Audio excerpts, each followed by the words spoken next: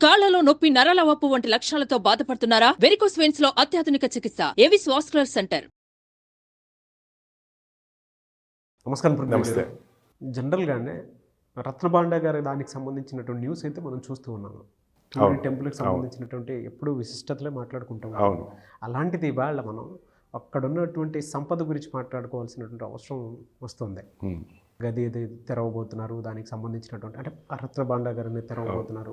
జనరల్గా స్నేక్స్ అవి ఉంటాయని చెప్పేసి ప్రత్యేకించి ఈ టెంపుల్ గురించి జనరల్గా లీగల్గా మనం మాట్లాడుకోవాలి అనుకుంటే 1955 ఆర్ 54 సంథింగ్ యాక్ట్ 4 యాక్ట్ ప్రకారం అసలు ఏం చెప్తోంది, ఏం జరిగింది అండ్ ఎందుకు ఓపెన్ చేయాల్సినటువంటి అవసరం వచ్చింది? జై జగన్నాథం. ఒరిస్సా స్టేట్, ఉత్కల్ స్టేట్ అంటారు. ఉత్కల అంటే మనకు వంగ, ఉత్కల ఇవన్నీ కూడా ఓల్డ్ స్టేట్స్ అన్నమాట.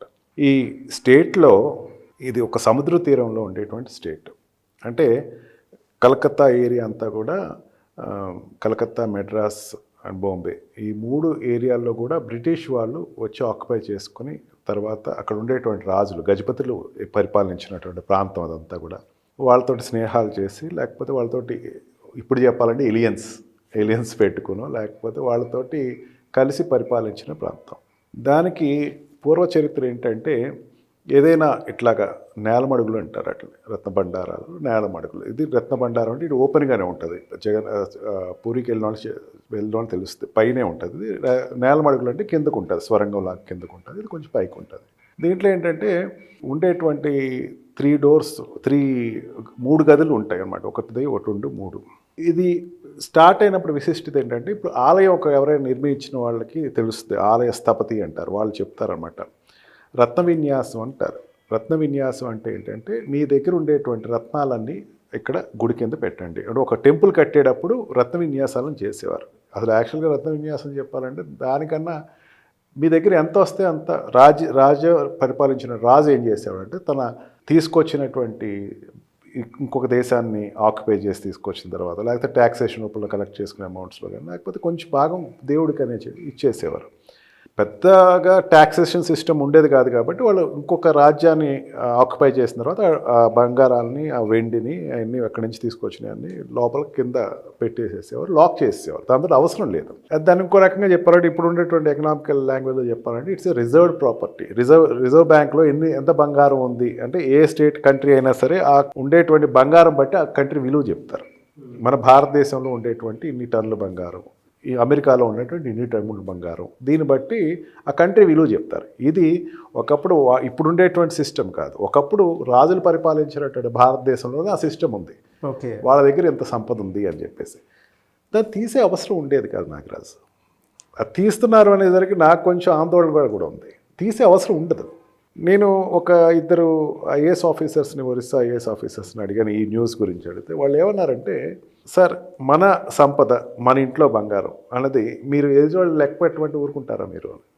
ఎవరైనా బయట వాళ్ళు వచ్చి, మీ ఇష్టమైన వాళ్ళు కాదు, మీ పనోళ్ళు కావచ్చు, లేకపోతే మీరంటే బాగా చుట్టాలు కావచ్చు, అమ్మ మీ ఇంట్లో బంగారం ఎంత ఉంది అని చెప్తే మీరు ఊరుకుంటారా? ఊరుకోం కదా. ఎందుకు ఊరుకోరు? అది నాది, నాకు సంబంధించింది. నాకైతే పెద్ద $1 million క్వశ్చన్ ఏంటంటే నాగరాజు, దేవుడి సంపద మనం ఎవరు లెక్క కట్టడానికి? దేవుడి సంపద ఆయనకు సంబంధించింది, ఆయన వేషభాష ఆయన సంబంధించింది. నీకేం కావాలి? ఆయన దగ్గర నుంచి ఎవరింటికైనా వెళ్తామండి నాగరాజు గారు, మీ ఇంటికి నేను వచ్చారనుకోండి. వచ్చిన తర్వాత నా ఎంట్రీ ఎంతవరకు ఉంటుంది? ఫ్రంట్లో ఉండేది ఆఫీస్ రూమ్ వరకు ఉంటుంది. ఆ తర్వాత నాగరాజు గారు పర్మిషన్ కావాలి నాకు. నాగరాజు గారు నన్ను పిలవాలి ఇంట్లోకి. నాగరాజు గారు రండి, పృథ్వీ గారు రండి, మీరు ఒకసారి ఇంట్లో ఒకసారి ఈ రూమ్లోకి రండి, ఆ రూమ్లోకి రండి. అంతవరకే నా లిమిటేషన్స్ నాకు ఉంటాయి.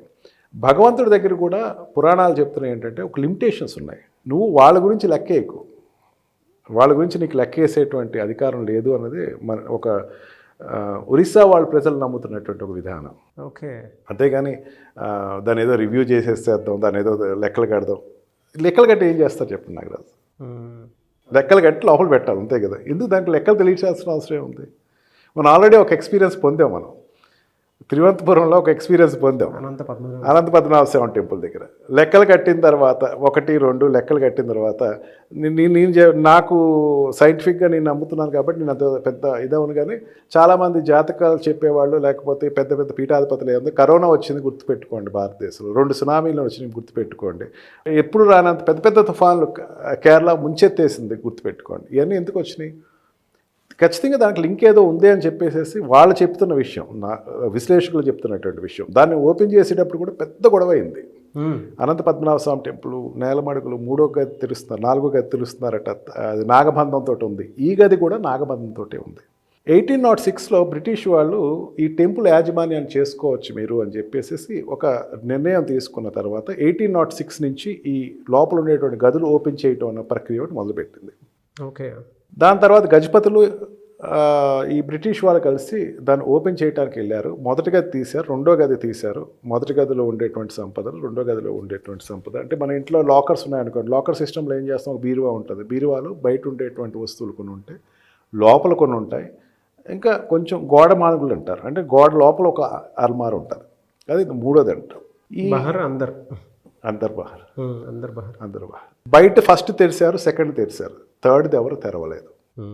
సెకండ్ తెరిచిన తర్వాత ఒక లెక్కలు ఏదో చెప్పారు. అక్కడ దాంట్లో ఒక 150 రకాల ఆభరణాలు ఉన్నాయి, దగ్గర దగ్గర 126 కేజీల బంగారం ఉంది, 250 కేజీల వెండి ఉంది, వస్తువులు వచ్చేసరికి 150 చిల్లర అన్ని వస్తువులు ఉన్నాయి, బంగారపు వస్తువులు ఉన్నాయి, వజ్ర వైడూర్యాలు ఉన్నాయి. అవన్నీ ఏదో లెక్క చెప్పి ఆ బాక్స్ పొడిగే చాలా పెద్ద బాక్స్లో ఏదో చెప్పారు. ఒక 8 అడుగుల పొడుగు వెడల్పు అండ్ ఎత్తు 3 అడుగుల ఎత్తు బాక్సులు ఉన్నాయి దాంట్లో. అది 2వ గది, 3వ గది గురించి కాదు, 2వ గది. క్యూరియాసిటీ పెరిగింది జనాలకి. కలియుగంలో ఉన్నాం కదా నాగరాజు, క్యూరియాసిటీ పెరిగింది. 3వ గదిలో ఏముంటుంది, 3వ గదిలో ఏముంటుంది, నాగబంధం ఉంది. నాగబంధం అంటే రిస్ట్రిక్టెడ్ జోన్ అని అర్థం. నాగబంధం అంటే నాగులతోటి బంధన వేశారంటే కొంచెం రిస్ట్రిక్టెడ్ జోన్, మీరు ఎవరు వెళ్ళకండి లోపలికి అని చెప్పేసేసి. దానికి వితండవాదం పెరిగిందని చెప్పచ్చు ఒక రకంగా. ఎందుకు వెళ్ళకూడదు, ఏమైపోద్ది నాగరాజు? నేను పర్సనల్గా ఎక్స్పీరియన్స్ అయింది చెప్తున్నాను. నేను జగన్నాథ స్వామి టెంపుల్, మిగతా టెంపుల్స్ గురించి నేను పెద్ద విశ్లేషించట్లేదు. జగన్నాథుడు మాట్లాడతాడు నాగరాజు, నిజంగా మాట్లాడతాడు. లోపలికి వెళ్ళిన వాళ్ళు చెప్తారు, మాట్లాడతాడు అతను. మీరు వెళ్ళి తలుచుకుని అడగండి, మీతో మాట్లాడతాడు జగన్నాథుడు. ఖచ్చితంగా జగన్నాథుడు మాట్లాడే ప్రదేశం పూరి జగన్నాథ స్వామి టెంపుల్. భగవంతుడి భక్తుడితో మాట్లాడే ప్రదేశం పూరి జగన్నాథ స్వామి టెంపుల్. నేను హిందూ కింద చెప్పట్లేదు, ముస్లిమ్స్లో క్రిస్టియన్స్ కూడా ఈ ముక్కలు నాకు చెప్పారు, జగన్నాథ స్వామి మాట్లాడతాడండి అని. మనం మిగతా ఈ వెంకటేశ్వర స్వామి టెంపుల్ లేకపోతే ఇంకొక టెంపుల్ లాగా కాదు, ఆ టెంపుల్లోకి ఒక విశిష్టత ఉంది. అక్కడ జై జగన్నాథ్ జై జగన్నాథ్ అని మొదటి ప్రాకారంలో చెప్తారు. 2వ గుడికి వెళ్ళేసరికి ఆ వాయిస్ వినపడదు. ఫస్ట్ గుడికి వెళ్ళినప్పుడు పెద్ద వాయిస్ వినపడుతుంది, జై జగన్నాథ్ జై జగన్నాథ్. 2వ గుడికి వెళ్ళేసరికి వాయిస్ వినపడదు, ఆగిపోద్ది. 2 కారణాలు చెప్తారు వాళ్ళు. ఒకటి ఏంటంటే జై జగన్నాథ్ అని అక్కడితో ఆగిపోవటం, 2వ దాంట్లో ఏంటంటే మన మనసు జగన్నాథుడి దగ్గరికి వెళ్ళిపోతుంది. అంత ఈ కలియుగంలో కూడా మనకి అంత ఎక్స్పీరియన్స్ ఇచ్చేటువంటి టెంపుల్ అది. దానిలో ఉండేటువంటి 3వ మానుగులు తెరుస్తున్నారు.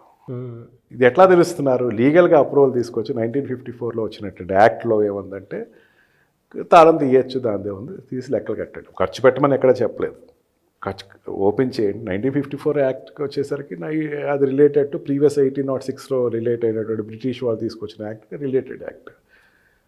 లెక్క పెట్టండి, దాన్ని ఒక గదిలో దాన్ని ప్రొటెక్టివ్గా ఉంచండి అని. ఇప్పుడు ఒరిస్సా ఏమీ ఈ నిత్తోటి బతకదు, ఫస్ట్ థింగ్. సెకండ్ థింగ్ ఏంటంటే కరువు కాటకాలతో అల్లాడిపోయి ప్రజలందరూ కూడా ఏమీ భిక్షాటన ఏమీ చేసుకోవట్లేదు. ఈ 2 సందర్భాల్లో మాత్రమే ఏదైనా గుడి ఆలయ నిధులు వాడచ్చు అని చెప్పి ఆగమశాస్త్రం మనకు చెప్పినటువంటి విషయం. ఆగమశాస్త్రం దానికి కూడా ఒక నిర్ణయాలు వస్తాయి. కొంతమంది సాధువులు, కొంతమంది పెద్ద పెద్ద పీఠాధిపతులు, వాళ్ళందరూ కూడా వాళ్ళకి వచ్చేటువంటి స్వప్నాలలోనూ వాళ్ళకి వచ్చేటువంటి నిదర్శనాలతోటి ఆ గుడిలో వాడుకోండి, తప్పేం లేదు, ఇంకా అందరూ చచ్చిపోతున్నారు, ప్లేగు వ్యాధి వచ్చింది లేకపోతే ఇంకో వ్యాధి వచ్చిందని చెప్పేసి అప్పట్లో చెప్పేవారట. చెప్పిన తర్వాత కానీ ఇప్పటివరకు ఏంటంటే ఆ గుడి కట్టిన తర్వాత ఇప్పటివరకు ఎవరు కూడా వాళ్ళ.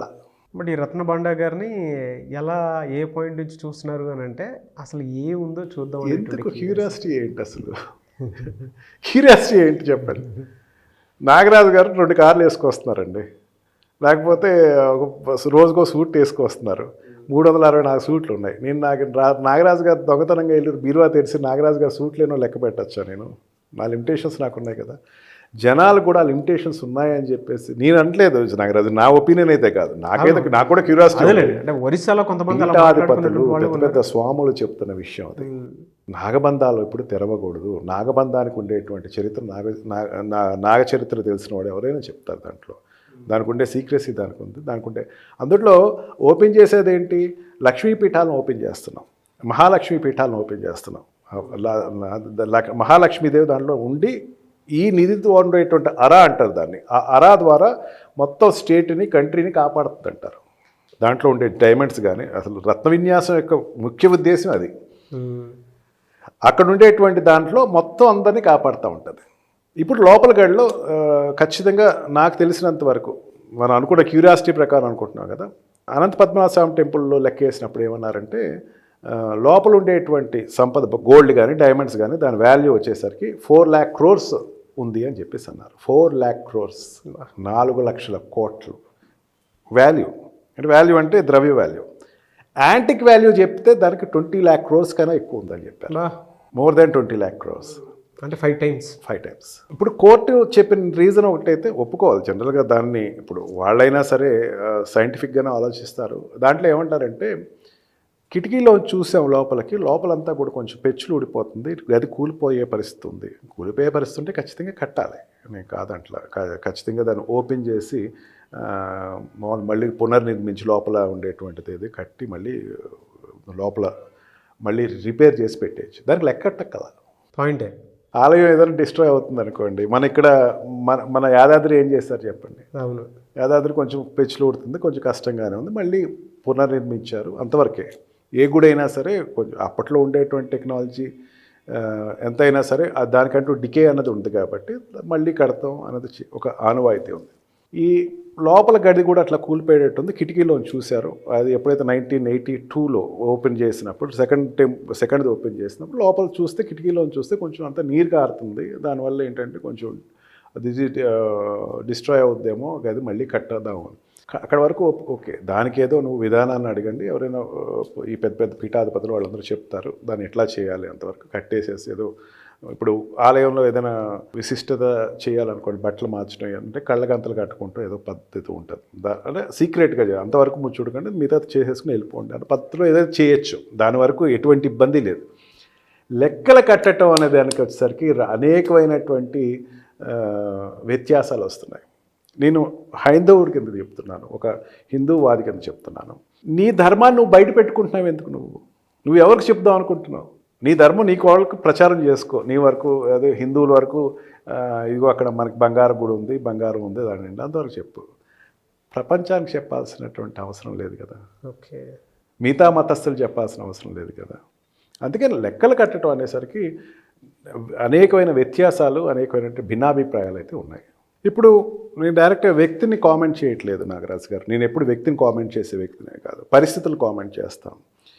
ఇప్పుడు ఉండేటువంటి ప్రధానమంత్రి ఒరిస్సాలో చాలా ఎక్కువ ప్రచారం చేసి అక్కడ ఉండేటువంటి ప్రీవియస్ గవర్నమెంట్ని తప్పించి నగ్గారు. నేను దాన్ని కాదంటలేదు, ఆయన ప్రచారం ఆయన చేశారు, అనేకమైనటువంటి విషయాలు చెప్పారు, దీని గురించి ఎక్కువ కాన్సన్ట్రేట్ చేశారు. నీకు తాళం ఏమైపోయింది అంటే అంతకుముందు తాళం ఏదో పోయిందట నాగరాజు. అవును, నాకు పోతే ఏమైందంటే డూప్లికేట్ కీ కూడా ఏదో ఉంది అని చెప్పేసి అన్నారు. పాపం ఒరిస్సా సీఎం గారు పెద్ద ఆయన అయిపోయారు కాబట్టి అక్కడ ఉండేటువంటి తమిళియన్ ఎవరు ఆయన్ని లీడ్ చేస్తున్నారు కాబట్టి ఆయన అన్నమాట ఏంటంటే ఈ తాళం ఏమైనా తమిళనాడు వెళ్ళిపోయింది అనేసరికి తమిళనాడు సీఎం కూడా దాన్ని రియాక్ట్ అయ్యారు, కరుణానిధి కూడా. ఇదేంటి మార్చ్ స్టేట్ని ఎందుకు అంటున్నారా, ఆయన అక్కడ ప్రచారం చేసుకోవచ్చు కదా. పంతం కొద్దీ దీన్ని తీస్తున్నారు నాగరాజు. పంతం ఏముందో చూడాలి అని చెప్పేసి నేను చెప్తున్నాను ఈరోజు. బాగా గుర్తుపెట్టుకోండి, పంతం కొద్దీ దేవుడితో ఆడిన వాళ్ళు ఎవరు చరిత్రలో మిగలలేదు. శిశుపాలుడు మిగలలేదు. నువ్వెవర్రా అనేసరికి కృష్ణుడు అనేసరికి అనుకో అని చెప్పి 100 తప్పులు లెక్కెట్టుకున్నాడు ఆయన. ఆయనే మిగలలేదు. కర్ణుడి మిగలలేదు. మన భీష్మాచార్యులు మిగలలేదు. ఈ చరిత్ర మనకున్న పురాణాల్లో ఇచ్చినటువంటి విశిష్టత. ఈ రోజున ఈయన పంతం కొద్దీ తీస్తున్నారు. ఉండేటువంటి గవర్నమెంట్స్ ఏదైతే ఉన్నాయో, ఉండేటువంటి ప్రధానమంత్రి గారు ఎవరైనా, దానివల్ల ఎంత రిపికస్ వస్తాయంటే కాన్సిక్వెన్సెస్ అండ్ రిపికస్. గవర్నమెంట్ రేపొద్దున పడిపోయినా ఆశ్చర్యపోవక్కర్లేదు. పెద్ద పెద్ద ఎకనామికల్ ఇంబ్యాలెన్సెస్, ఆర్థిక అసమానతలు పెరిగిపోయినా ఆశ్చర్యపోవక్కర్లేదు. భగవంతుడితోటి ఆడుతున్నటువంటి ఒక పెద్ద గేమ్ ఇది. ఆపేద్దాం, దయచేసి వద్దు ఇటువంటి గేమ్స్ ఆడదు. ఒక 3 to 6 monthsలో చూస్తామండి డిఫరెన్స్. ఖచ్చితంగా 3 to 6 monthsలో ఖచ్చితంగా నేను రాసిస్తాను, చూసుకోండి. There will be a drastic result. Negative రావద్దనే నేను ఆ జగన్నాథ స్వామిని దండం పెట్టుకుంటున్నాను. నెగిటివ్ అయితే వద్దు, పాజిటివ్ ఇస్తే మంచిదే అని అనుకుంటున్నాను. ఏదైనా నేను ఆశావాదిని కాబట్టి.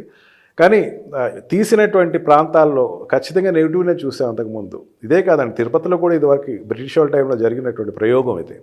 దయచేసి అవి లెక్కలు కట్టద్దు. మన సంపద కాదు, భగవంతుడి సంపద. మనమెవరూ కట్టాలి. అసలు మనకి ఏం సంబంధం ఉంది? నువ్వు వెళ్ళి దండం పెట్టుకొచ్చేసేసి 4 సార్లు తిరుగు. నీకు విఐపి బ్రేక్ తీసుకోవాలి, దగ్గరికి వెళ్ళి కాళ్ళదండం పెట్టుకో. ముట్టుకోకూడదు, ముట్టుకో, అయినా సరే ముట్టుకో. ఏం చేస్తాం తర్వాత వాళ్ళు ప్రక్షాళన చేస్తారు. కానీ ఆయన నిధులు లెక్క పెడుతున్నటువంటి సందర్భం అయితే ఏదైతే ఉందో Nagaraju, it's a deadly warning. నాగబంధాలతోటి కట్టినటువంటి బంధాన్ని విడదీయటానికి ప్రయత్నిస్తున్నటువంటి నాయకులు ఎవరు కూడా చరిత్రలో మిగులుతారని అయితే నేను అనుకోవట్లేదు. చరిత్ర చూస్తున్నాం మనం. చరిత్రలో ఎక్కడ మిగిలిన ఛాయలు లేవు. ఈయన ఏదో పంతం కొద్దీ ఏదో చేస్తున్నారు, దాని ఖచ్చితంగా దాని యొక్క రిజల్ట్ దానికి ఉంటుంది. చూద్దాం సార్ ఏ విధంగా ఉంటుందని. అదే ఆడియన్స్ కూడా చెప్తారు. దీన్ని ఏ రకంగా బేరీజ్ వేసుకొని వెళ్ళొచ్చు, అది మీ అభిప్రాయం కూడా కింద కామెంట్ బాక్స్లో పోస్ట్ చేయండి. ఎందుకు అని అంటే జనరల్గా మనం నేచర్లో కొన్ని మనకి అందనటువంటి లాంగ్వేజెస్ కూడా కొన్ని ఉంటాయి. అంటే సైన్స్కి అందని భాషలు కూడా కొన్ని ఉంటాయి. కొన్ని సినిమాల్లో మాత్రమే చూస్తూ ఉంటాం. ఆ గది తెరిస్తే ఈ విధంగా ఉంటుంది, నాగబంధం అంటే ఈ విధంగా ఉంటుంది అనేటువంటి ఆలోచనతో కూడుకున్నటువంటివి మనం చదువుతూ ఉంటాము. మేబీ వాటి వెనక ఉండేటువంటి అంటే సైన్స్కి కూడా అంతు చిక్కినటువంటి రహస్యాలు కూడా కొన్ని ఉంటాయి. ఇది సొసైటీకి ఏ విధంగా ఎఫెక్ట్ చూపించే అవకాశం ఉంటుంది, లేదా ఉంటుంది అనుకుంటున్నారా, ఉండదు అనుకుంటున్నారా అనేది కూడా మీరు కామెంట్ బాక్స్లో పోస్ట్ చేయండి. ఫర్దర్గా చూస్తూ ఉండండి ఈ టాపిక్ మీద వీడియోస్ అయితే. Sir thank you so much Prithvi garu. Thank you. Suman టీవీలో మీ పర్సనల్ అండ్ బిజినెస్ ప్రమోషన్స్ కోసం కింది నెంబర్కి కాంటాక్ట్ చేయండి.